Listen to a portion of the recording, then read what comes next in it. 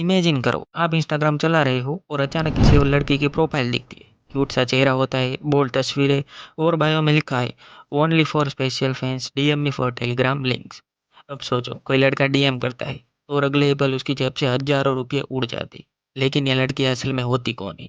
क्या ये सच में लाखों कमा रही है या पूरा खेल किसी और का है? और सबसे बड़ी बात, यह सब लीगल है या इलीगल?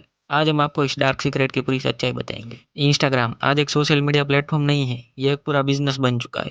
लड़कियां अपनी फोटोज डालती है, फॉलोवर्स बढ़ाती है और फिर एकदम मासूम बनकर डीएम्स में कहती है, hey join my VIP Telegram groups, it's private and exclusive.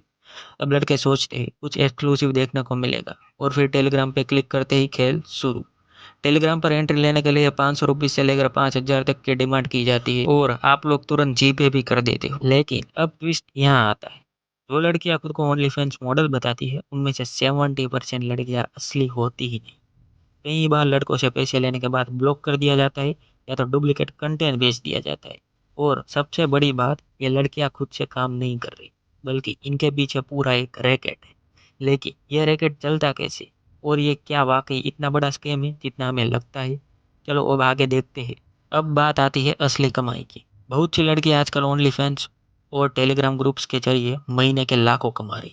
लेकिन क्या ये सब असली है या सिर्फ एक धंधा बन चुका है? कुछ शॉकिंग फैक्ट्स आप लोगों को बताता हूँ।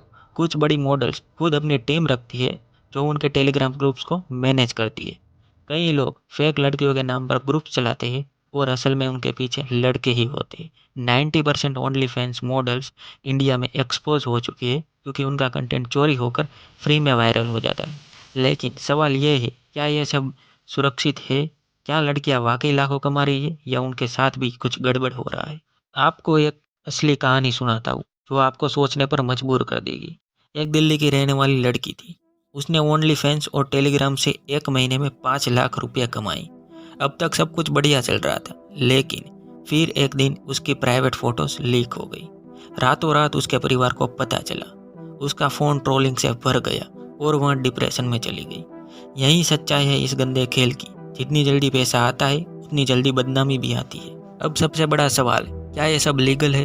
ओनली फैंस इंडिया में पूरी तरीके से बैन नहीं है, लेकिन अगर कोई इंडियन लड़की इस पर एडल्ट कंटेंट बेचती है तो आईटी फैक्ट के तहत यह साइबर क्राइम बन सकता है। टेलीग्राम पर प्रीमियम ग्रुप्स बेचना लीगल नहीं है क्योंकि ये इलीगल डिस्ट्रीब्यूशन में आता है। अगर किसी ने बिना अनुमति के किसी की फोटो वायरल की तो उसके खिलाफ आईपीसी की धारा 60A लग सकती है। तो वह पैसे कमाने के 1000 तरीके हैं, लेकिन अगर तरीका सही नहीं है तो एक गलती से पूरी जिंदगी बर्बाद हो सकती है। अब आप बताइए, क्या ये धंधा सही है या गलत?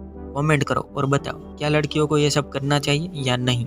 इस वीडियो को शेयर करो ताकि बाकी लोग भी इस सच्चाई को जान सके। ऐसी और फैक्ट्स के लिए चैनल को सब्सक्राइब करो और बेल नोटिफिकेशन को ऑन करो।